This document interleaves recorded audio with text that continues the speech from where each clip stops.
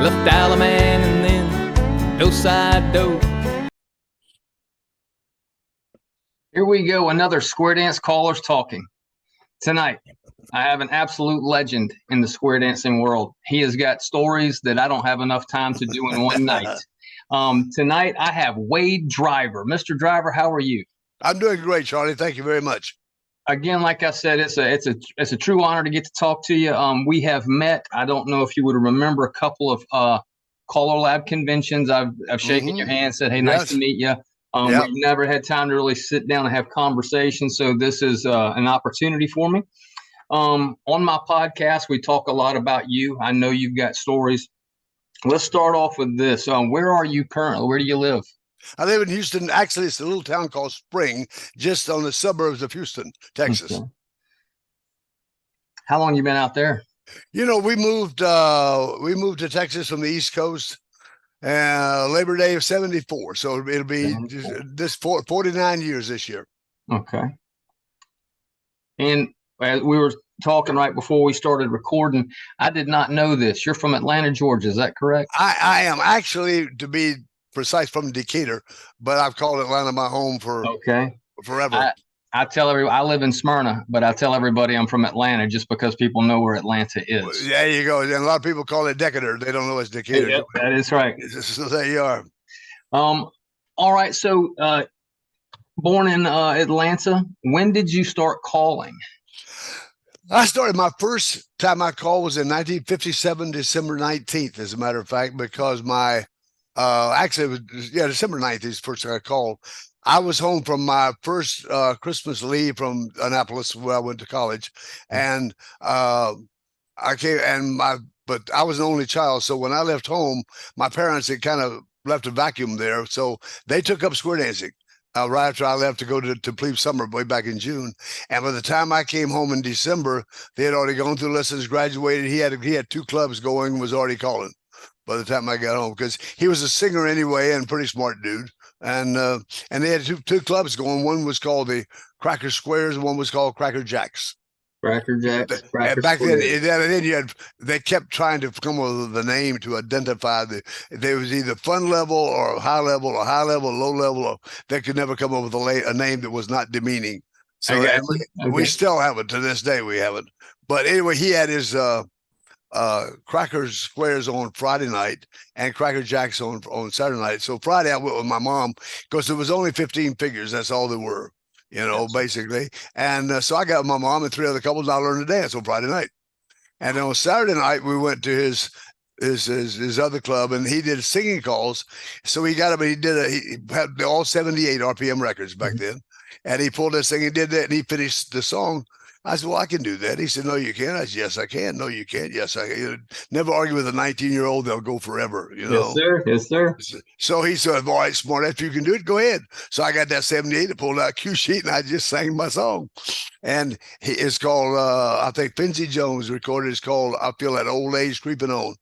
And he got done. He said, "You can't do that." I said, "I can't do what?" He said, "You can't just sing that." I said, "Why not?" He said, "You got to call it." I said, "What do you call these things?" He said, "Call singing calls." I said, "What I did, I sang." And he went to his grave. We still never agreed on that. That was long time. That was 66 years ago this year, a long time ago. So you start doing singing calls. I mean, it obviously for all callers that I've talked to, and I'm a part of it. At some point you realize this is what you like to do and what you want to do. When did that happen, you think? Well, starting all the way back in high school, I had a singing group, and when I first got to the Naval Academy, I started a band there, and I sang with a band. I've always enjoyed singing, even all the way back in grade school, the choir and everything else. So singing is just a natural part of life, and I think it comes with Southerners probably more than anyone else. Agreed. So I enjoyed that, but as you get older, nowadays I know if you pass 20, you're an old man in the music business as far as being a performer. All right, and it's tough. So if you haven't already established yourself as a known entity by the time you're in your early 20s, give it up, because it's just not going to happen for most of the time. So when when I got up to do that singing call with my dad, and I started doing some pattern and stuff like this is an opportunity for an old guy like me in my 20s to get up and still be a performer on stage without being laughed off the stage, you know. So this was kind of an ego fulfilling thing for me, and this is all I did for the first 3 or 4 years, I guess. I first started in 1970, and I called my first club in 71, moved to Florida in 72 and called there till 74, and I moved to Houston. But in 75, and all this time I'm working a real job. And in 75, I was transferred to Houston with the company I was with. And after the first, 9 months or so, I realized that I was calling 6 days a week. And my calling was beginning to interfere with my making a living. Yep. You know, so I just up one day, my boss made me angry, so I quit. And I got home. My wife says, "Let me get this straight. You gave up a good paying job, and you're going to go call square dance." I said, "Yeah, I am." I said, "Be prepared to eat a lot more peanut butter and a whole lot less steak, because that's just the way it's going to go." And the good Lord bless me, and I've been very fortunate since then, you know. But yeah, that's when I decided this is no. I get to be home when my daughter does a recital. I'm home when my son plays quarterback. I'm home when my son plays drum in the band. I like it that way, and I do not regret it one instant. I would have been very rich, and I would have been very unhappy. I'm okay. You know, it helped all of us that are just getting into it good, that somebody like you decided at one point in their life that this is something you wanted to do regular, because you don't see a whole lot in that. It's tough. It's almost impossible to do that now. It is. But so you really laid the groundwork. So obviously we know as callers that it's more singing. It's more about singing. And it's more about patter than it is singing sometimes. When did you get into patter? I started pattern in 71. And a lot of us who did enjoy singing calls, myself, and I won't call a lot of names, but some of the guys that really enjoyed it, our basic thing was, well, they're all singing and no patter, which was not true. But I've all from the day one, I've said patter call is 50% of that dance. It's not 51%, not 52%. It's sure not 90% that a lot of guys would make it. And so I devote half of my time to patter, half of my time to singing call. And I've always done this. I've never changed. You've got tons and tons and tons of callers out there that are a whole lot better than I am. It's called patter and choreography and all that kind of stuff. And I can sing their butts in the ground. Sing, simple as that. You know, that's it.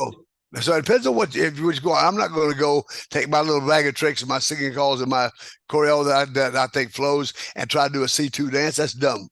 I'm not in their same league. I don't even have conversations like that. At the same time, we're doing all singing call dance. They need to get out the way. So, but see, I maintain that there's no excuse for that. Callers should be able to do it all. You know, if you're right now, you know, you said a while ago, you made a comment that you can't go full-time call anymore like you used to before. And that people have all sorts of excuses for that. They say, well, there's not enough dancers. They say, it's too much money. There's lots of reasons. They don't want it bad enough. Yes, sir. You want it bad enough, you can do anything you want to do. I agree. And I got a young man now, and you can do both. And I did both for a long, long, long time. And I quit only because at that time I could. But a lot of guys, I do a lot of caller schools, and they'll say, "Should I go full time?" I said, "No, you're not good enough. I'm not going to sit there in line and try to tell you are if you're not." Because to be a Flippo, to be a Frank Lane, to be a Tony Oxidine, to be a Jerry Story, you got to have the whole package. Yes, or somewhere you're going to be shooting yourself in the foot. And nowadays, what do you think? It is not their fault. I learned what I owe over 66 years. New caller comes along, he's got to learn it in a year. Mm-hmm. That's tough to learn. That's learn. Say, I'm going to go through 4 years of college, 3 more years. I'm going to get my master's in 7 years. You get to get your master's in 1 year. Come do it now. Yeah. Because the dancers, they'll cut you no slack. That's true. Yeah. So it's those anybody that make it nowadays, and you got to really, really want it. Yes, sir. I agree. My regular job, I can retire next year. Probably will. And I certainly will do more calling as much as I can. Because yeah. you know, I get around, I try to travel as much as I can. My wife is real encouraging for me. She wants to get me out there. That helps. She likes being on the road, so we There you go out go. and we do stuff. There you go. It's a lot of fun there. So you started, I mean, you did it full time. Where, I mean, I imagine all over the world, but where some places that stick out that you just can really remember that you traveled to call? Well, I think I've called in 24 countries, I think, or something like that. But you always have a favorite. I love to call in Japan. I've been to Japan maybe 18 or 20 times altogether. And that was my, I'm trying to think if that was my first really big overseas gig. I think it was. That was in 1981. And because Japan, the first caller they brought in from the States was Lee Kopman. That was in 79. The second one they brought in was Elmer Sheffield. That was in 80, and I went in 81. Wow. And I learned a lot about that trip. One, I learned I can never ever be that gracious, that emotionally, intellectually, or any other way as gracious as they can be. It's not in my DNA. All right. And I learned that this is, but I also learned that they did it. Why you want to tell them to do it? That's how they're going to do it. They're not going to cheat. All right. Our callers cheat. That's the American way. If I can do it with a shortcut, I want a shortcut. If I can do it a little easier, I want to do it. They don't do that. So all this stuff we talked about, do we have SSD? Do we have basic? They don't care. You give me the list, and that's the way we'll teach it. You set the rules, you know, and as a result, they haven't had an issue. Now, COVID hurt everybody. That killed everybody. There's nothing you can do about that. But Japan, I enjoy. I went and introduced square dancing to China in 1985, I believe it was, something like that. And that was a terrific experience. And since then, they have clubs that dance in Beijing and Taiwan and Shanghai and so on. That stemmed from that first visit came on after that. So some of those are very, very special. I opted not to go back second time. I lost 17 pounds in the first 19 days. That is, some of that stuff I don't eat. Okay. But some of those, and some of the ones that are nearby, the Canadian visits are always fun. And the weeks. Not every caller is meant to be what I call a camp week, a camp caller. In other words, when you've got the same group of people for 7 days, yes, and you've got to wear well on those 7 days. But if you do, I know I did 40 years at Fun Valley, a total of 127 or 8 weeks, something like that. But basically, well over 2 years of my lifetime spent at that particular resort. And I absolutely love it. I like getting every day, get the same team, the same group, and you find different ways to entertain and have those same people for a week. I think it's great. You get people who are really good camp callers, like Tony. Tony has this thing over that Pride, and he's there all week long. If you don't wear well, they don't come back. If they don't come back, you don't make a living. Yeah, I agree. Yes, sir. It's just as simple as that, all right? But we had back then, you had a Selamar on the West Coast in Monterey Peninsula in California. You had Fun Valley up at South Fork, Colorado. You had Peaceful Valley down in Creed, Colorado, not Creed, La Vita, Colorado. You had Kirkwood Lodge in Kirkwood, Missouri. You had, the one out there in North Carolina, Brown, oh golly, I can't remember his name now. Tex Brownlee. But whatever, that's my father first called it. But the resort places where the dancers would go, stay there for a week. They swim, they fish, and whatever, and they dance sometimes during the daytime, every night, whatever. And those are fun. And I think they were the backbone, a lot of the backbone. They kept dancers stirring the pot and so on and so forth, and staying interested for quite some time. Okay. Now, we were talking earlier, and you are from Georgia, and you were telling me a story, and you have to tell that story again. It was fantastic. Tell me about you, and I am a member of the Georgia State Square Dance Association. Good. Tell me how the GSSDA got started. Well, the funny thing, and I came back after Vietnam, got out of service, and went back to Atlanta, and I started learning to call patter with my father, because I'd been doing singing calls for 13 years, but I had never called patter, did not have the time to learn it well. My father, bless his heart, had two ways of doing things, perfect and wrong. And so if you're not going to do it perfect, just don't even waste this time. So in 70, when I came back, I said, I want to learn how to call better. To which he said, all right, I'll teach you. First time you argue with me, I quit. Done. I said, okay. So he came close to death many times over the next 2 years, but whatever. But I kept my mouth shut. But in 71, he and my mom and dad, my wife and I, and a lot of the dancers from his club went to New Orleans for the National Convention in 1971. Okay. And remember, we stayed at the Royal Sonesta Hotel, matter of fact, down in the quarter. But I had never been to such that type of a thing. And it was just, I felt wonderful. And I have always been very proud of Atlanta. I'm very jealous of Atlanta not having what everybody else has. So when we got back to the city, I said, why doesn't Atlanta have a national convention like that? It's a whole lot neater city than New Orleans is. And they said, well, you have to have a state association, a state dancers association in order to bid for a national convention. I said, okay, why don't we form one? Well, you can't. I said, why not? Well, the callers won't let you. I said, what do you mean the callers won't let you? They said, well, the caller association has to approve it. I said, why? Well, they said, well, you just have to. I said, why? Well, why won't they won't approve it? I said, why? So on Monday morning, I got in the car, drove downtown to the courthouse, bought a $2 name certificate, Georgia State Square Dance Association, Inc., and I owned the Square Dance Association. And I came back and I said, then I got a friend of mine I went to high school with at Southwest DeKalb. I said, Don Wiseman was his name. He was an attorney. And I said, Don, I want to form a association. I need charter members. So we sent a letter out to the president of every club in the state of Georgia, inviting them to come to the first charter meeting of the GSSDA Inc. And those that would come would be charter members if they. So I gave my little speech what we wanted to do. We wanted to have a convention. We wanted to do it in Macon, Georgia, because that was a lot central located. Plus, they have a nice coliseum there. And I said, so those who sign up here, give me $25. You will become charter members. All right. And so most did, some didn't, but we ended up long and short with 25 members of the GSSDA, charter members. And we elected the board of governors, blah, blah, blah. And I was the first president. So from that point, we went all back to clubs. We said, let's have a charter membership dance. That was held at Macon. Oh gosh, that was the first, that was in March of 72, March of 72. All right. And we had, I think, 65 squares came to that thing. So after we got that set up to go, I called the Georgia State Caller Association. I said, I would like to have a meeting.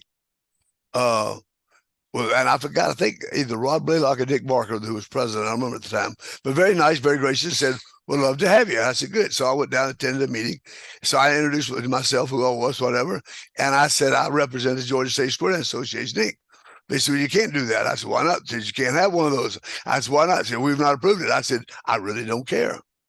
I said, it's formed, it's in line, and here's the deal. We're going to have a dance in March, or March, whatever it was, and at the Macon Convention Center. I would like to have you call it. If you don't, there's about 40 callers from Florida, from Alabama, and Tennessee who would just love to be here. So the choice is yours. So about 4 of them came, the rest of them didn't. Of course, we had no problem finding callers. And we created our treasury and so on and so forth for March. And then we planned on the first convention was in 72 at Macon in the big Coliseum. And I'm trying to remember that couple's name, McDonald. Yeah, McDonald's were their names. Nice couple. They were the presidents of that association there. Anyway, so we put the word out, and I announced that my good friend Governor Jimmy Carter and his wife would be there to host the thing. And my wife says, you haven't talked to Jimmy. I said, no, I got that so much, and I haven't done that yet. I said, right now we're still bluffing our way through this thing. So I went down to the governor's mansion, and I talked to Governor Carter. I said, and Governor Carter and I went to the same university, which helped. And we, as being alumni, we had touched base before. And plus, I worked at one time directly for President Kennedy on his staff. So that kind of helped a little bit. And then I also was in school at the same time. John McCain, which didn't hurt at all either. So anyway, I had a few contacts. So plus I worked for, well, not MCI, I suppose, Naval Intelligence back then. I said, so here's the deal. I said, Mr. Carter, I said, I need 2 favors. He's what? I said, well, I only try to copy his voice, but I could do his voice pretty good. But anyway, I said, I need you to declare square dancing as the official folk dance of Georgia. He said, I can do that. That's not a problem. So September 15th became National Square Dance Day in Georgia, or state trend, whatever it was. That was it. And I said, I need one other favor. Here's what I said: on September 15th, we're going to have our first state square dance convention, and I need you and Roseland to host it, or at least get a welcome address. He said, well, I'm not sure about that. We have this meeting over in Birmingham with Governor Wallace, which is kind of important. I said, does it go all the way through to Saturday? He said, no, it ends up on Friday.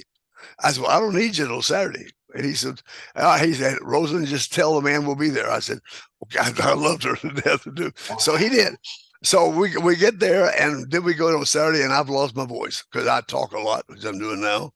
And so I had no voice. And so I Dick Barker, I said, Dick, you got to call the first tip. He said, well, Governor Carter. He said, what I call? I said, slow and low. Just slow and low, whatever it is. Don't call hard, because I'm going to be out there with Roseland, and my wife's going to be with Jimmy and two other couples, and we're just stars and circles and don't do nothing else, right? So the problem was getting them there. So we do the parade of the Grand March and everything, and I'm up outside in the parking lot. My wife's at the front door, and I'm waiting. And I'm looking, and I got no Governor Carter. And I thought, God, I'm going to die. They're going to lynch me.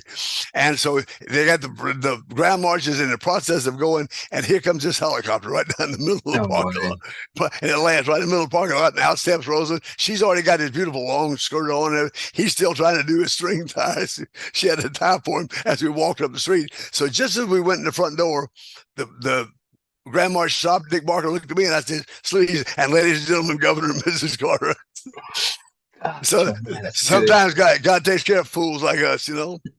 but it went well. But matter of fact, I've got wait a minute, hang on just a half a year. I'll show you a picture. Okay. Hang on a minute there. Stay with half a jiffy. And don't laugh, because I had hair back then. We were just going up the. Can you see that? Yeah, lift it up just a little bit. Back up. That's me, Roseland, Jimmy, and my wife Gloria. It's blurry. I can't make it out now. Oh, that's too bad. It's black and white, so it's. I got it. Anyway, whatever. Okay. One of my favorites right there is, but that was first Georgia Square Dance Association, September 15, 1972. Wow. Yeah, long time ago. That's a tremendous story. That is so good.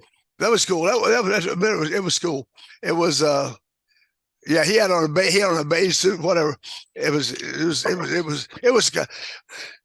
timing. Timing is everything, Charlie. Yes, it is. That is a great story. We were talking before, and I said that this was about stories. That's about as good as it gets right there. Governor Carter. Yeah. But but it gave us a good kickoff, and it's going well. And they just invited me to the 50th last year, but I just could not make it. Yeah, I started dancing. My wife and I started dancing in 93, 94. Mm-hmm. And the first couple of conventions were still in Macon. The state conventions were in Macon. Yep. Yeah. They've since moved. They're up here, Athens, Gainesville. It bounces around. But yeah, the first couple that I went to in the late 90s was still in Macon. Yeah, yeah. Oh my goodness. Yeah, that was some fun times, and a lot of dancers. I know my first club was for the Jug Tavern Squares in Winder, Georgia. Steve Holzhausen has that club now. I love going up there and dancing. They're still going strong. Have you called in that hall? Because it has no underpinning. And when you stomp your feet, it makes noise like you cannot imagine. They've moved. They're at the YMCA now. They're in a different hall now. Oh, they're not in the Jug Tavern place anymore. So the floor of that had no underpinning. And so I blew out 2 monitors just trying to hear what was going on the floor of there. Kind of a rowdy group. You know? They're still a rowdy group, but no, they dance out of the YMCA in Winder. I had no idea. Gosh. Yeah, that was way back in 71. Yeah, Rudy Saunders was his dad was the president of the club. Okay. Rudy Saunders had the club. That was a long time ago. A lot of water under the bridge, Charlie. I'm sure. Yes, sir. Now, tell me about your record label. When did you start that, and what's going on? Well, when I first moved out here, as in 74, I held a dance, and the rhythm thing comes from a a teen club I had in Florida. When I left Atlanta, I moved to Orlando. I was there for almost 3 years, and I was approached by a teen club called Sunshine Squares, and there was only, I think, 5 couples of them. I think something like 5, maybe 6 couples, and they approached me about calling for their club on Monday nights, and I said, "Well, who's your last caller?" "Well, we fired him." I said, "Who's calling for that?" "Well, we fired him too."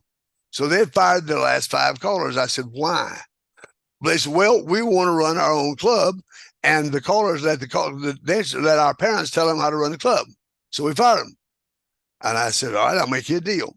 I said, "I will make it. Parents will be, first of all, they'll have to pay to come in the door if they want to come in. They just can't come around and do their knitting and correct their children, so they have to pay at the door. And if they do, I know how tightwads they are. They'll dance, And second of all, they'll be seen and not heard. Simple as that." I said, "But I got some rules too. And the rules are you pay to come in this door. When you come in that door, you don't leave again until the dance is over. You leave, go home." I said, "I want no pregnancies. I want no police arrests. I want no drunks. Not on my time." And I did not have one of any for 2.5 years. Best kids on this planet. Had about 14 squares of them altogether. Great goodness, that's fantastic. Yeah. So and that was in Orlando. That was in Orlando. That was in Orlando. We danced at the Maitland Civic Center. Had a terrazzo floor. It would dance about 65 squares. Because of my job, is the only time I could call. So if you want to dance, we had to come in. I wasn't anywhere else. But they were a good bunch. And matter of fact, tell you how time flies. The young man who was my president of my club the last year I was there are great grandparents. That does a number on you. Yeah, I'm sure. Yes, sir. Yeah. Well, but it was great. We were in Orlando. Anyway, I'll finish up. I left there. They named me Mr. Rhythm. They're the one that gave me. They're the one. Well, actually, it came to begin with from what's her face. Artie Jones, Dick and Artie Jones put on a caller school in '70, and I attended it. And I still have the little critique thing she wrote handwritten about the thing about South Africa. Basically just said, quote marks Mr. Rhythm on the end of it. And that just stuck with me. So when we were looking for fan badges for my teen club, and I don't know if I have one or not, but we formed, I don't have the thing here anyway, but it's like a quarter note like that. And across the top flag, it said, Mr. Rhythm down the staff with Wade Driver and so on. Anyway, so they hung that. They took the Mr. Rhythm thing and made a Mr. Rhythm fan badge, which I did with the kids in the national and so on. Anyway, so when we moved to Houston in '74, I started a Rhythm Squares club. And I did my first dance. It was going to be a once a month type thing.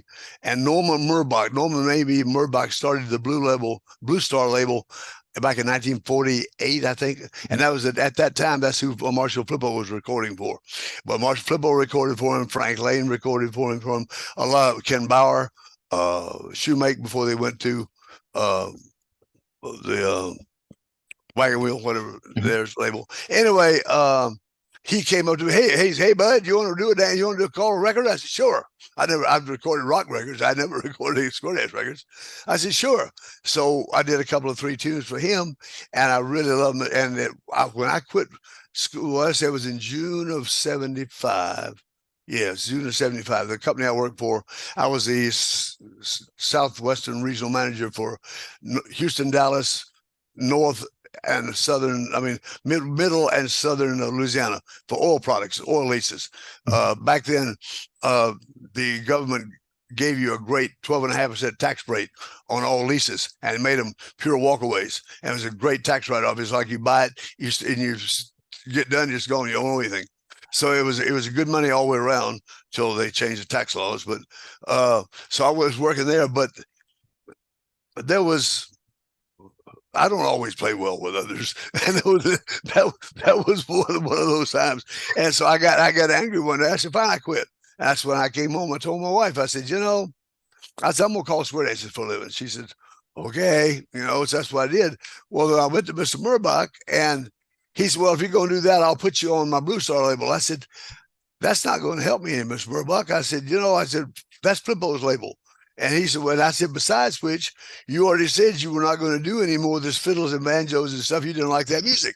He said, "No, I don't like that crap." I said, "Well, I don't." We got in this pretty good sized argument, and he said the words, "If you don't like my music, make your own." I said, "Okay, I will," not having the slightest clue. Yeah. Now, what is really, I think, so fortuitous, in 70, when I went back to Georgia Tech to get my master's, I went to the post-grad department. They said, "What discipline do you want?" I said, "What is quickest? Because I'm trying to make a living and raise the kids." And I said, "Keep from starving to death." And so I got a master's in audio engineering. Had no clue if I would ever had the slightest need to use it ever. Wow. So when I went out to do my first recording, I went to Doggett Studio, and I had $1,200, all I had saved up, and it goes. You're talking 60 years ago now, but I went. I said, "I want to cut 4 records." He said, "I said I got $500." He said, "Well, that'll do it." I said, "No, that's for the studio. That's for the tape. That's for the pickers. That's all I got." I got to spend 500. I got to press records and 200 to advertise. He said, "God," that's it. So we had 5 musicians. They all agreed to work for a quarter a record. Oh my goodness! And I said, "I can't afford that. That takes my whole 500." I said, "No, that'll work if you donate the studio." So he donated the studio, and he used tape, and had 5 pickers, and we cut 4 tunes, and 3 of them went gold. I got lucky. You know, you got to have luck, Charlie. You just got to have luck. Yeah. And somebody watched out for me a whole lot of times, you know. Do you remember what those were? What were the songs? Oh, absolutely. 101 is You Ring My Bell. 102 was Help Yourself to Me. 103 was Here I Am in Dallas. And 104 was Rocky Top. I know exactly which ones they were. And then I approached a young fellow I'd met here local, Pat Barber. And I said, "Pat, I'm on a local record company. You want to record for me?" He said, Don Williamson asked me to record for him on Red Boot. I said, "Well, then you ought to take it, because that's a known quantity." He said, "Well, I sent him for tape, and he hadn't answered me yet. And I've been waiting. And I said, "Well," he said, "let me give him 2 more weeks." 2 weeks later, Williamson hadn't called him. So he called me and said, "I'm yours." I said, "I'll take it." You know? And so Pat did. I said, you can have either one of these first 4 except Rocky Top. That's mine." So he took Help Yourself to Me, and I took out of the 4, You Ring My Bell went nutso, you know. And so we got lucky, and Charlie, where I've been luckiest, the musicians that I've used really care. It matters whether they sound good or not. And and so I just got, the first time out, I thought, you know, these guys know so much more than I do. I said, "This is what I want to sound like. Go do it." And it worked. And that's what they did. They can do anything you want if you just turn them loose and let them go. It's kind of like riding Secretariat. Just let him go, let him win, you know? And it's the same. That's just the way it is. And so I've so far, except on 1 or 2 occasions when I've let my idiot opinions stick in the way, when I kept my mouth shut, they've done a good job for me. What you got the first 4, or do any other songs jump out that you've done that you just really, they have a special place for you? Any stories with that? Oh yeah, you got all sorts of ones. Several. The ones that really done well, the first one, of course, Some Broken Hearts Never Mend. That was kind of a fun. Coffee Black, some people call it, whatever, because it was the first sad love song to be done. Nobody cut one like that before. And everybody said, "You can't cut that." That's so. Well, I had gone somewhere during the day, and I came back home, and the mail had come, and we got the American Square Dance magazine, and the review used to have a review, and every one of them they'd review all the new records out. And my wife was just madder than old wet hen. I said, "What's wrong with you?" She said, "You wait till you see the review in American Square Dance magazine." I'm so mad. That's why it says only good callers will buy this record. I said, "Hot dog," because there's not a caller out there that's going to admit he's not a good caller. Yeah, a good right. A good. Every one of them thinks he's a good singer, and she was right. He sold like crazy, you know. But that was one. My favorite, as far as my favorite of everything we've cut, was cut in '78. Is a Don Gibson thing called "All Wrapped Up in You." And I'll tell you a funny story about that, because we released them all in December of '75. I went to the National in '76, Anaheim, and I hadn't had time to sign up a booth. I didn't have one, and you got 44,000 dancers in this place out there. Jeez. And so the Angie, who ran a clothing booth out of San Antonio, really sweet lady. She's been gone a long time now, but she said, "Oh, I got a card table if you want to set your records up on this." I said, "Angie, I can't, but I don't have anything to listen to at home." And there's a long-haired hippie kid comes up and says, "Excuse me, sir." He said, "I got my Hilton, and I got a speaker there if you want to use it."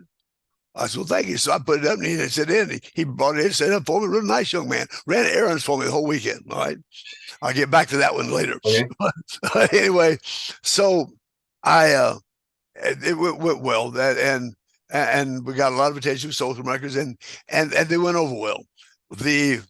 I guess that was in June. I think about November, December. I got a call from Daryl McMillan, who I'd met, nice, for over in Panama City. He said, "I just got the best caller, man. I just got the highest, best caller. We're going to go on my label with me." I said, "Really?" I said, "Who?" He said, "A kid named Tony Oxendine." I said, "Never heard of him."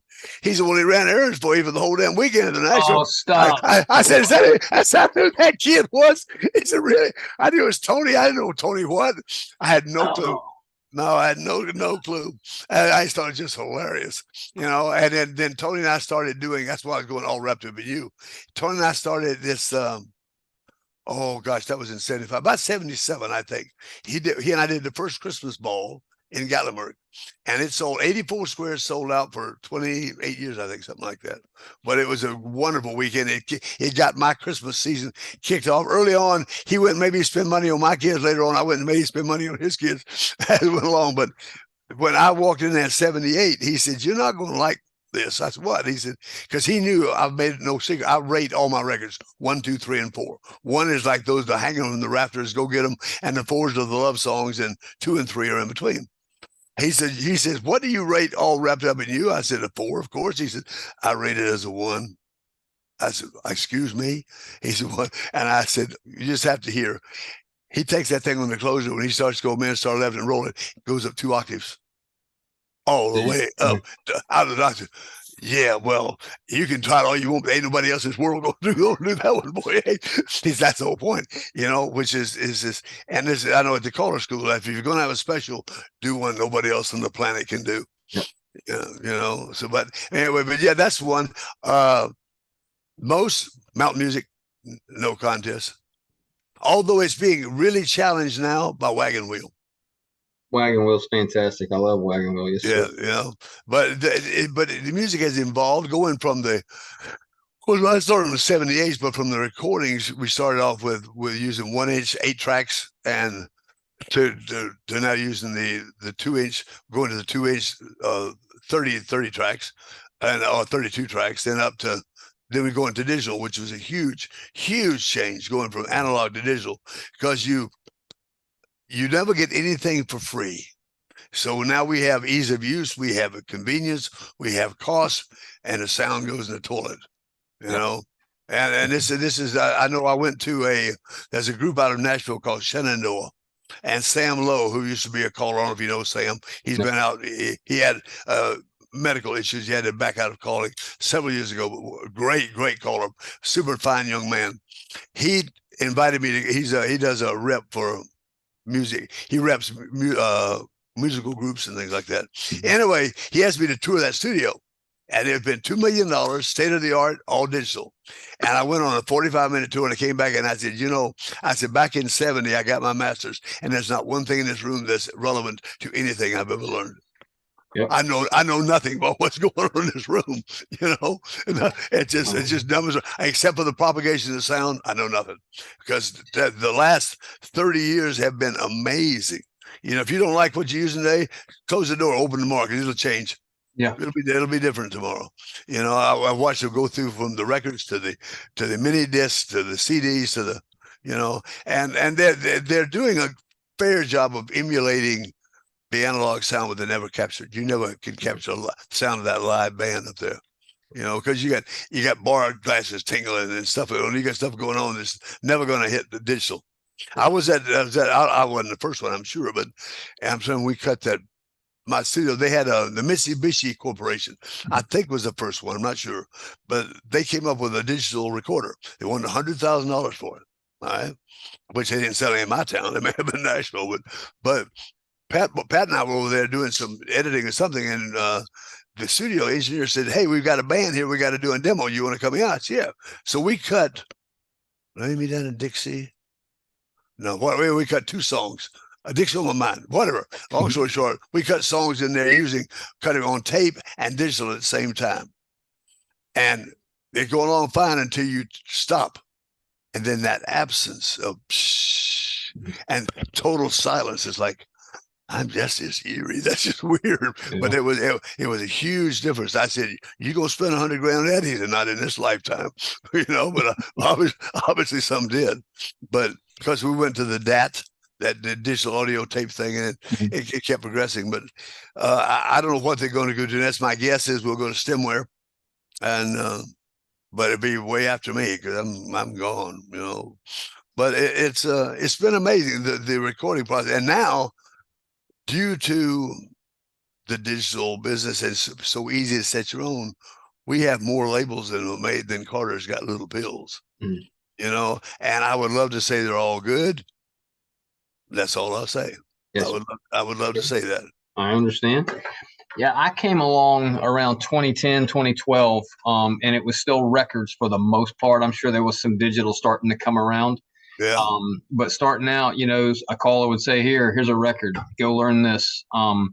And then you're carrying around briefcases filled with records and Oh, I know. everything. So, I mean, the upside, the digital, I mean, you can carry it on a memory stick or on a laptop. You can carry Yep. 2,000 songs if you got them. That's it. So, but now it presents its own problem when your computer shuts down. You know, it's rare that unless you break your needle, you're probably pretty good on a record. But Unless you come off without your power cord or something like that. And even that, you take a wire, strip it down, put it back, say nobody touch it back, it's just live. And then you go about your own way. But no, it is. And you know, there are downsides to everything. I know way back in 99, I was in Sweden, and Thomas Bernard, who wrote the Square View Pro, he made me a gift of that first software. I said, thank you. And so I took it home. And my wife for Christmas gave me a new laptop. And in 02, she said, are you ever going to use that laptop? I said, I don't know. I haven't opened it yet. And I had not opened that software up yet either. Because it was terrifying not looking at and not seeing that little record going round and round. yes, sir. Now I cannot imagine doing it any other way. But it takes some of us old guys a while for change. It's not real fast. You know, the story I don't hear anymore, because I experienced it, and I'm sure all callers do at one time, is that first time you go up there by yourself, you can't hardly get the needle on the record because your hands are shaking so much. You got it. You don't have that anymore. Now you just go up and hit your space bar or whatever, and it starts playing. But yeah, I can remember being so scared I could barely put the needle down on the record. So I couldn't. My first one was in 71. That was the first time I ever called outside my dad's club ever. And there was 70 squares on the floor. Oh my and God. I was standing in line, and the guy in front of me's got his coat, has this puffy ascot puffed up in front of him, you know, and I got on a shirt and kind of string tie. And this guy behind me is like 7'9", huge, big old guy. So I met him. His name was Vaughn Parrish from Denver, Colorado. I didn't know at the time he was like God of Colorado, you know. And I turned on the guy in front of me. His name was Dick Jones from California, New Jersey, who was like Mr. God for the Northeast. You know, I didn't know it. He says, "How you doing?" I said, "Introduce my way driver. How are you?" Blah, blah, blah, blah. He said, "How long have you been calling?" I said, "You about to hear it." And he said, "Excuse me?" I said, "You're about to hear it outside my dad's club. It's the first time I've been in public." He said, "Really?" And I said, "Yes, sir." He said, "What you gonna call?" I said, "It's on McGregor, called Walk Walk by Chuck Rayleigh." He said, "Are you gonna use that figure?" Well, I thought you had to use one on the cue sheets. Never crossed my mind you could change them. I said, yeah, I did not take into account that it's a head man in the corner girl, square through four, split two round one, make diagonal lines and go from there. And never crossed my mind.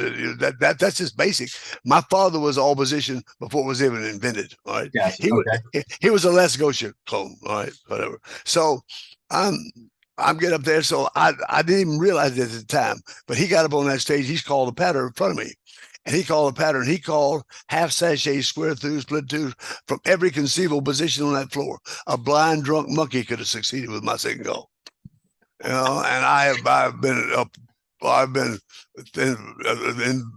love with him ever since. You know, because and many times you go and like, because I finished that. My dad says, "You know what he just did?" That's what he said. He made you a star. I said, really? He said, don't you take a booking. I said, who's going to book me? He said, trust me. Some dancers think if you can do a sing call, you can call anything.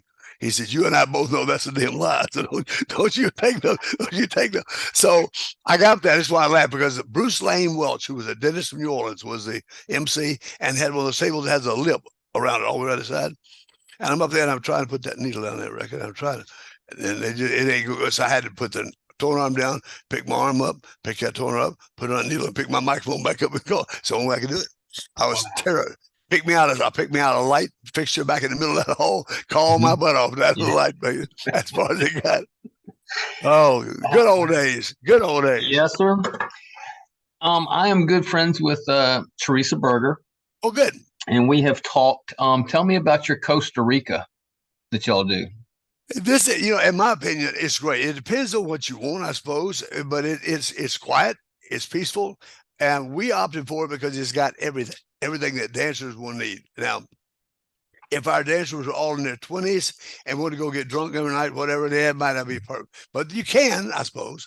But it's got their beautiful rooms. They're all stocked. It is 100% all inclusive. And includes anything you want. You put on a wristband, you don't use your wallet all week. And anything, if you go shopping out into the town, you're on your own. That's different. But there are 5 major restaurants, one huge, in addition to that, one huge buffet thing, but you have breakfast and lunches and dinners too, if you wish. They have an Asian restaurant, a steak restaurant, a German restaurant, a Chinese restaurant, an Italian restaurant. And they've got enormous pools. They've got a beautiful beach. Everything is included except motorsports. If you want to go run a boat or something like that, that's the other thing. They've even got serve yourself booze in the liquor closet in there, like by the pump. You want to do brandy by the pump? That is just pull the pump. Anyway, but what they also have is a total air conditioned ballroom that'll dance 40 squares. Wow. Now that's such a good idea. That's I've heard of the cruises, but not a destination week like that.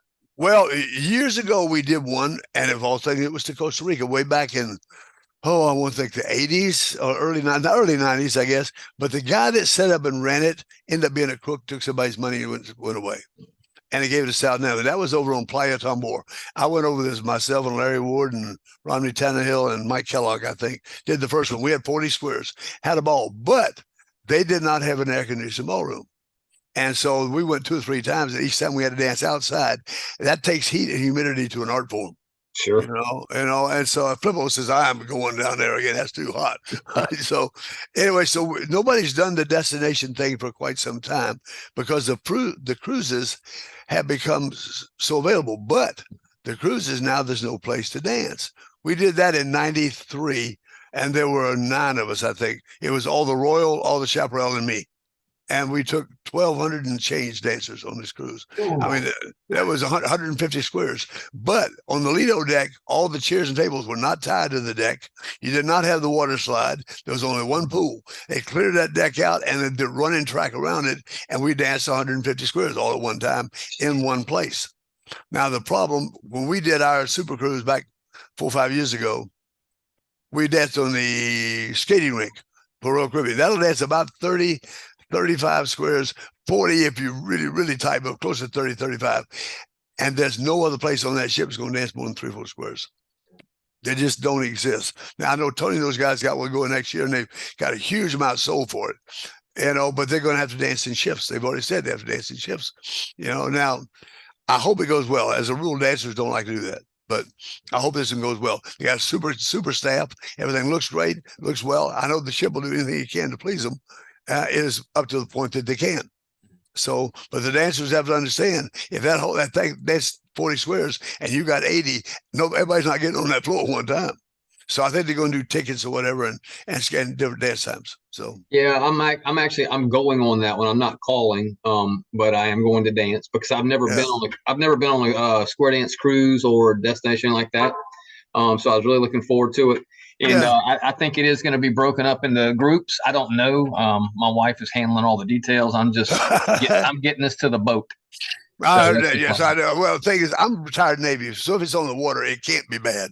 That's all. It can't be. All right. So, but I think it'll go well. We did it about 4 or 5 years in a row, and then finally people lost interest. The problem nowadays is that all of the cruise ships are all full every time they sail, and so you don't get the deals like you used to get. But I hope it goes well. We decided so many cruises, we go on destination cruise, and we've got this beautiful place. You got a beautiful place to dance. They've got even got a sports bar with 15 TVs. It never closes 24 hours a day. You get nachos and drinks there anytime you want.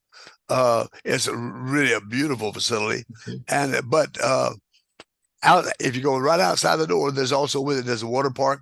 There are beautiful natural landscape parks. There's, my wife went a combination horseback riding, beach, and some other place she went to. She loved it, whatever. I'm getting too old for that mess.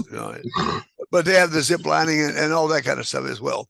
And I love Costa Rica because they don't even have an army.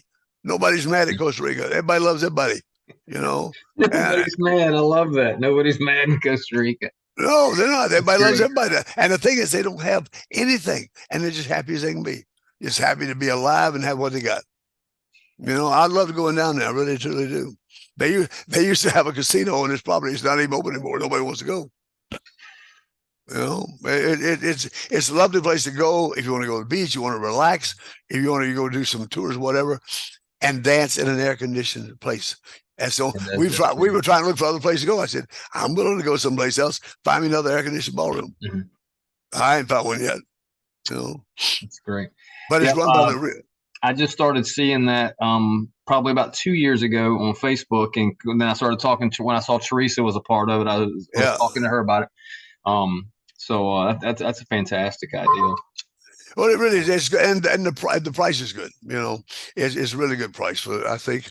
And the airfare last year was tougher than year before last because the COVID thing was still going. But now the COVID bans are all lifted off, so we're good to go now. Oh, so you're back to your regular 300 and whatever round trip flight airfare. That's awesome. But I enjoy it. What's that? I said I enjoy it. Oh yeah. Earlier you were talking about being a caller coach and working with callers. Do you have any advice for callers, whether it be somebody who's thinking about calling or somebody who's got 10 or 12 years in, such as myself? What do you think? Don't practice to be average. Don't practice to be average. Okay. Because if you practice wrong, you get really, really good at being wrong. Now, and that would just. Let me tell you, I started, but I wasn't doing school. I'm not an accredited caller coach. I'm never going to be a caller coach. I don't have a desire to be, but I do have a desire to pass on correct information to callers who want to learn. Okay. All right. And back about, 8 or 9 years ago now, I guess, I love the national conventions. I love the calling is, it's okay. I mean, that's what I call all the time. I love to go see the people, meet friends I haven't seen in years and this kind of thing. But I sat there and 3 or 4 of the mainstream and the plus and the basic dance halls. And I sat in the back and I listened to the guys call. And I talked to Mike Sissom, who happens to be my best friend. I said, look at these guys. I said, they're all finding their corner. They just sound like crap getting there. They have no style, no presentation, no nothing. It's spread through 4 hands and alley, man left and come back home. Whoopie-doo. So I can go find me a crossword puzzle in the paper and accomplish the same thing. It gets me nowhere. If you have no style and you have no presentation, why are you bothering me? All right. And that's just me personally. All right. As I said, I don't always play well with others, but but if you're going to do it, hell, do it right. Yes, sir. That's what I'm looking for. I mean, it's advice, and I tell everybody I do this so I get to know people like yourself that I've never had the opportunity to sit down and talk to. But I'm looking, it's as much a caller school for me, getting this kind of advice and things like that. So, man, that is huge. Well, the thing is, I started looking at schools and nobody does it. And so I started school. This is his 5th year. I think it's his 5th year. I think it's called Advanced Singing Call School. And it's how to properly do a singing call. People say, well, that's nothing to that. I said, no, reading the cue sheet is not presenting a singing call. And I know the first one I had 10. I sell out 8 students. The first one I oversold it by 2. I won't do that again because you run out of time on the microphone. But with 8 students, I said, okay, all right, now, and the first couple of years I didn't have them recording. I had them do stuff that was already existing. That was a bad move because they already have that style implanted in their minds. I don't want that style in their mind. I want their own style. All right, and yet I don't. It's. And I'm trying to explain this because I tell them, don't do your version of, but I do want you to do Sinatra's version of. I want you to do Dean Martin's version of, or Barbra Streisand's version of, because they're called pop records. Why? Pop stands for popular. Why are they popular? Because they're good. They're just good. That's all there is to it. So if you're going to sing whatever the song might be. If you're going to sing a Bing Crosby White Christmas, you're not going to do it with the four little ladies going to promenade, go once around the ring like a why. That's stupid. All right. So sing it properly. And it's not that, oh, that's a lie. It's that difficult too. but it can be done. But I don't teach how to sing each song. I'm going to teach techniques and how to sing any song. And if they pay attention and listen. Now, last year in February was my first go at doing the same school in Japan. That is like herding cats. Okay. I'm going to tell you what. All right, because they don't speak English. Mm-hmm. All right, so I've got an interpreter. I learned that I can't ramble on like I do now. I speak in short sentences. She speaks. Then I speak in a few more short sentences, and she speaks. It's the only way it's going to work. So you move it at half speed, and I am progress oriented, and I watch people's faces as they learn. I kind of move with them. Well, everything's going slow motion because of the, so, but they finally are learning my grunts and groans, and they understand the symbols and so on. And so I'm doing it again this next February in Tokyo. And we got 6 different students. That's not true. We got 3 of the same, 3 different ones coming in. And I am so proud of my Japanese kids because their work ethic is off the chart. And if I say it's got to be a this, it will never be a this, or it will be a this. All right. I told them, I said, you don't bend the line in square dancing. You bend the line. It's la, la, la. As we'll do is spend 30 minutes on la, la, la, la, la, till I get that tongue up behind the teeth and make it work. And it's difficult. But if you have a student that wants to learn badly enough, there's no limits. There's no limits. And so, and we've got this year, I don't know how many we've got signed up for the good coming up next August, but I did it with Paul Cody the first year, and I did it with Adam the second year. All right. I need Adam as a little, he's too busy raising kids to try to look for a living. All right. Okay. Paul and I had philosophical differences, not bad differences, but if you are not on the same railroad track in a caller school, if all teachers aren't in the same direction, you're going to accomplish very little because you get divergent. And so last year I gave a shot, and I worked with Shauna Carey. And while she's not called nearly as long as I have everything else, she understands music and she understands what I'm talking about. And so it's a real big help, And so I'm if you get a chance, go listen to some of the Rhythm International stuff. Those kids do a good job. They really, I'm very, very proud of them.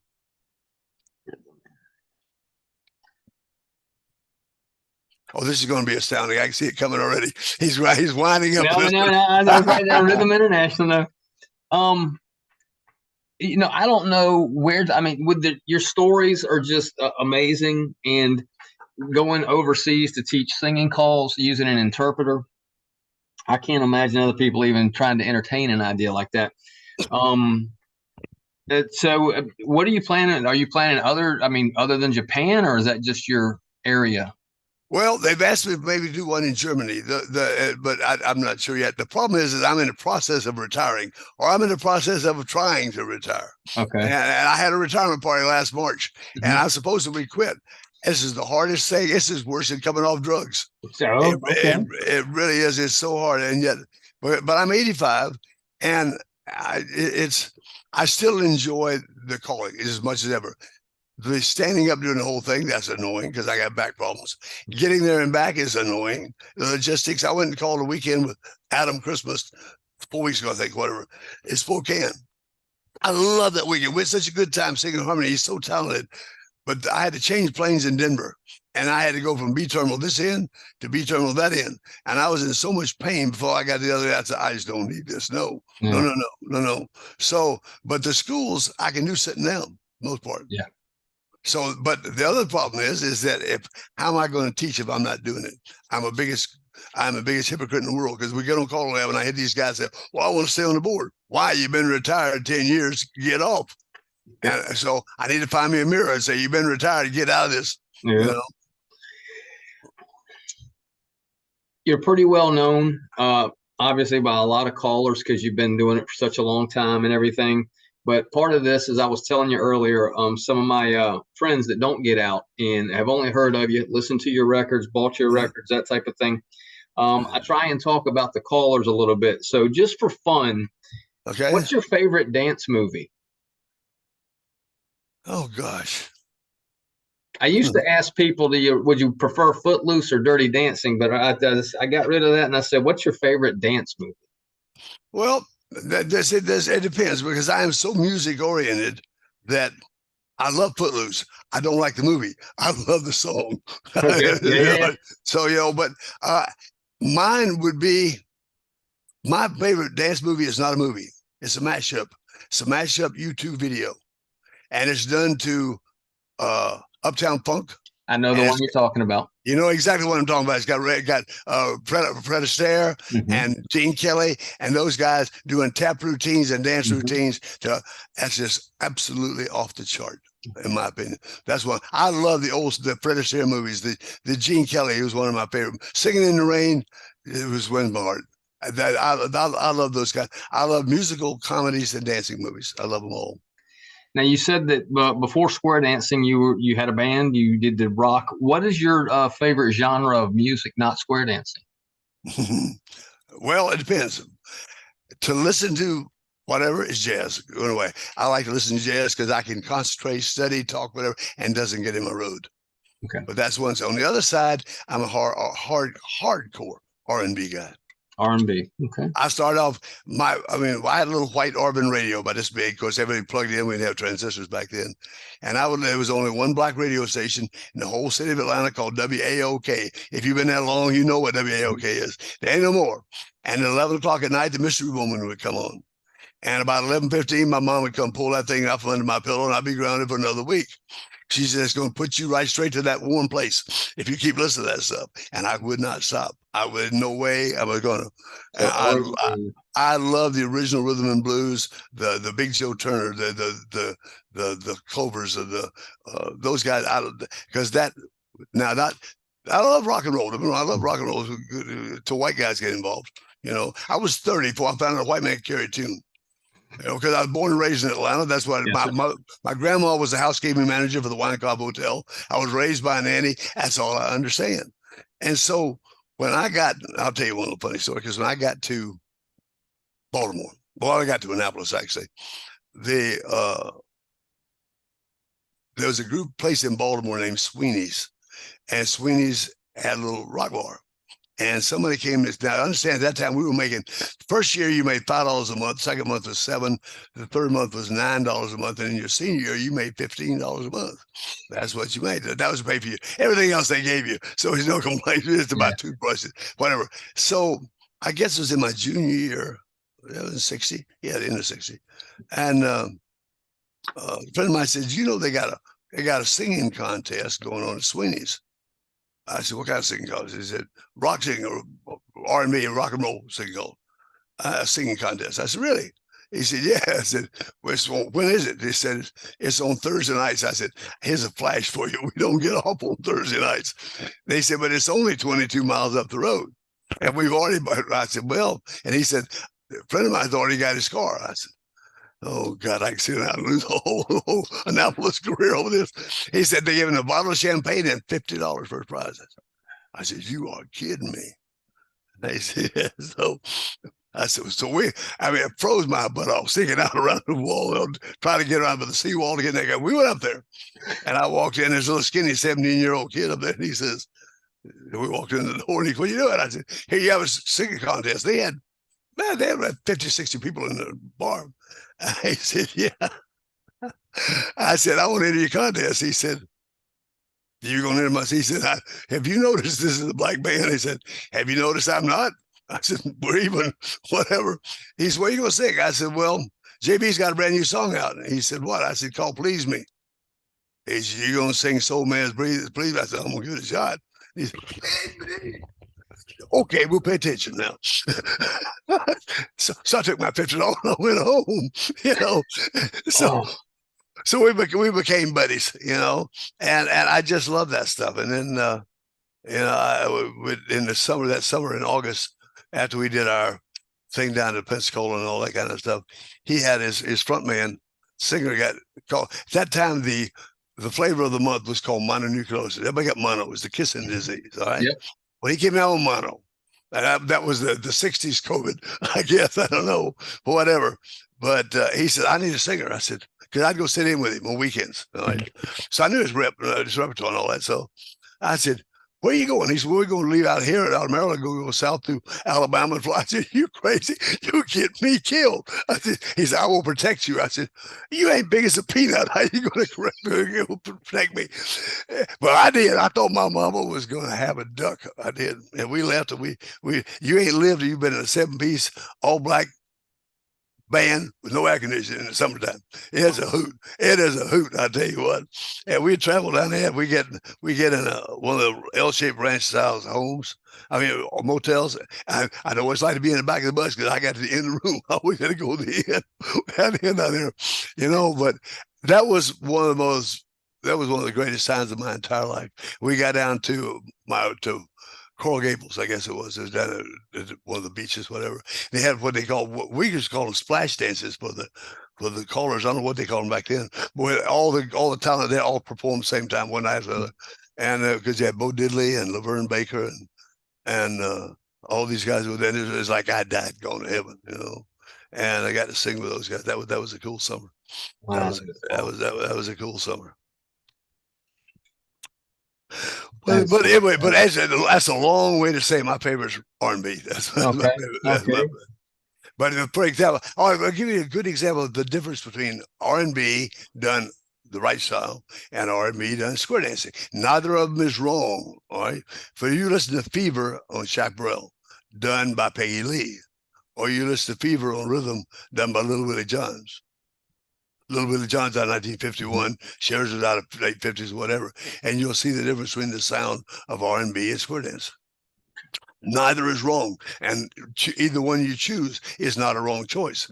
It gives you a choice of your style of music. Like I'm about to do now. I have one we cut. I just did the arrangement just this morning, as a matter of fact. Way back in 77, 8, whatever. I did Don't It Make Your Brown Eyes Blue. I did it on the Circle D label. And I kept some of the Circle D music for my own. I did not keep that one, which I had. And back about 3 months ago, I sent a note to the lady who owns it. Her late husband owned it, and he's gone. And I asked her if she would sell it to me. I offered her $500 for that tune. I want to re-release it. She said, no, she want to keep it. I said, if you don't, I'm going to recut it again. She said, I'll kill any sales I've got. I said, this is true. This is also a business. That's why I'm offering you $500 for it. I said, that's like selling 50 of them. She said, well, I'd just rather not. I said, your choice, or whatever. So I did an arrangement this morning, changed a little bit of the style, changed one of the things, and I'm going to recut it again. I did the first one, and I'm going to do the second one the same way. But that's one I won't change. Right? That's just now. But if you listen to the old Red Boot Big Boss Man, you listen to mine, you'll hear mine's got the R&B influence versus the square dance thing. They're both good. It just offers you a choice. And that's what you guys talk about all the different labels. I don't have a problem with that if they're good. Yes, sir. That gives me more to use. The more good music we got, the happier I'm going to be. Yeah, there's a lot of labels out there now, and I sample and I buy stuff from all of them. I try and get all over the board. Because that's one thing when I was starting to come up. I remember that some of the club callers, you could tell, you knew what songs they were going to play every Friday night, every Saturday night. You knew what the pattern was. Yep. You knew the singing call. Yep. And it wasn't because there wasn't a variety, a choice. It's just that some people get settled in, and that's what they do. And I want to protect those guys a little bit. I want to defend them a little bit. People say, well, they're just cheap. It isn't cheap. It's comfort. Yeah, it's comfort. It's not cheap. It's comfort. I don't want to learn that. I already know this. I know I do it well. Why should I change? Mm-hmm. Yeah, I got into that one of the first singing calls I ever did was Jambalaya. I don't know what record label it's on. 6. Is that what it is? Yeah. And 6 different ones. Oh, 6 different ones. Okay. Pick one. And I feel like I do it pretty well, and I really got used to it. And of course, that was before I did Pat or anything. And my wife was the one. She said, "You have got to get rid of that song because, you know, that it's your crutch. She would call it my crutch because every time I was starting to struggle somewhere, I'm like, hey, let me get jambalaya out right here, you know? There you go. And so, you know, you need somebody on the outside to tell you, hey, you know, you need to You look at do. something different. I have a syllabus, and that's one of the things on the syllabus. It says find somebody who's honest but gentle that'll tell you the truth. My Yes. first wife, I love her dearly, but I could have belched. She said, "Oh, it sounds gorgeous." No matter what I do, you know, that's no help, you know. But at the same time, that's horrible. That's not good either. So it's got to be somebody who's tactfully honest. Yes. That's a rare quality nowadays. You Yeah, know, when I first started out, I would go to my wife because she would be sitting on the side or whatever. If it was a new song for me or something, I'd say, "What'd that sound like?" Because I don't hear it, so I don't hear it as well when I'm doing it. And she yeah, would tell me, "Hey, you're a little off key on that one, you know, or you need to work yeah, that, or you know." So, and she's no, honest with you, so and that's all you can ask for because dancers will come up yeah. and just tell you how great it is. But you know, Yeah, yeah, I agree. You know, but be careful. You know what you ask for, because I know my wife used to want me. She loved my first wife. She loved Frank Sinatra. I said, "Honey, I can't do Frank Sinatra. I really stink up the places." Frank Sinatra. She said, "You can sing anything." You know how that goes. I said, "No, I can't." She yes, she can. So I spent one afternoon, spent 4 hours trying to do New York, New York. And the total sum was, "You're right, you really suck." I really cannot do that. That's not my style. I cannot do that. You know. So, but it's one of the things when I decided to do the caller school is that you if you all I'm sure if you go listen to you on callers and you listen to the caller who train them and they'll sound just exactly like yes. them. I don't want that. God knows there's one of me, and we sure don't need no more one of me. All right. And but techniques, you can use certain styles, then infuse your own personality and voice and whatever with it, and the things you can do. And it is. I mean, I've got out of my school next February. I've got four girls, 1 and 2 guys. Last time I had 5 girls and 4 guys. So they're not going to sound like me, but Oh, you take their personality and use the techniques, and you're there. You know. when do you do that school? I do one in August here with Shauna. I'm doing one in February in Tokyo. And she and I are considering doing one on the West Coast because it's such a tough travel thing, but we haven't pinned it down yet. Okay. But it's 40 full days, and don't come to play. Okay. Okay. No, it's just 40 hours 1 week. That's the Japan in the studio in Japan. The words they hate the most: Muay Thai. One more time. One more time. Muay Thai. One more time. No. They hate it. You know, because we can sit here all day, or you can do it right now. Pick one. You know, I'll tell you a funny story. Yeah. Way back, oh gosh, it had to be 12 years ago now. I got a very, very good friend of mine named Naru Okamura. And Naru-san lives in northern Tokyo, and he wanted me to come over and do a record with him and cut the record there. And I'm in the studio with me and the engineer and the pickers and him, and I'm the only one who speaks English in that room. But you learn to talk to the musician with a da da da dee dee dee ding ding ding ding, and you learn somebody to get through. And it came out pretty good, except for this 36 beat tag they stuck on the end. I said, "I thought we were going to cut that." Oh, forgot. So we had to create a tag to go on the end of it, you know. But it came out pretty good altogether, you know. But there's just some interest. Oh, I will tell you one more quick story. No, keep going. My first singing call was the thing that Merton Murbuck had, and he was having me listen to music, and I heard this one music, and I said, "I really like that music. I don't like the song at all, but I love the music." It was by Loretta Lynn called "He Don't Make 'Em Like My Daddy Anymore." I said, and it starts off with, he used to carry me in his hand, and my father's step stops right here. He's about this big around. He ain't ever carried me in his hand, all right? So I'm thinking, I said, "Can you mind if I write a song to that?" He said, "No." So I wrote a song called Gloria on my mind. My first wife's name was Gloria. And I kind of stole some of the lyrics from Bobby McGee, from the Red Clays of Georgia to the, and I wrote a song called Gloria on My Mind, and it went well. So my first vocal. I'm in the studio, and Flippo's in there with me. All right. Now, I don't know how well you knew Marshall. I did not know. He is just an absolute butt when he sets his mind to it. All right. And he practical jokes just abide in the man's whatever. And I'm sitting with and there's a huge plate glass window. I got the mic right in front of me. And I got my eyes closed. And I'm thinking about this song. And I'm just singing like that. And I finally get right toward the last 4 legs promenade. And I open my eyes. He's got his face shoved up against this. Look at him. The whole thing's hell. The whole song was shot. He said, "Thought I'd want to relax you a bit." I said, "Oh, thanks a lot." Oh God! And then it turns out when I recorded, he was the first caller to ever do my first single. Yeah, it was just kind of cool, kind of special. And I met him at one caller lab just to shake his hand, and that was the last time I ever got to see him.